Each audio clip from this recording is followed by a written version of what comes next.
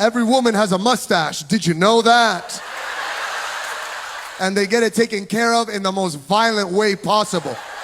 Oh, I would like it if you could maybe rip it off my face. You ask a girl out on a date and she hasn't been on a date in a while. Now she has to go through a week of torture. She has to pay all these different people to do all these horrible things to her body. Rip it out. Nyagada, nyagada, ragada, pragada, ragada, ragada, shagada, ra. And it costs money. They pay. Put their head in the microwave. Money. And then they get to the date and they're like, so what do you do? And the guy's like, I'm still figuring that out. If you don't want to pay, tell her before the date that you don't want to pay, so you can both show up with a mustache, and then you can split it like men. Women bleed for that soft, feminine, playful mask men so crave and adore.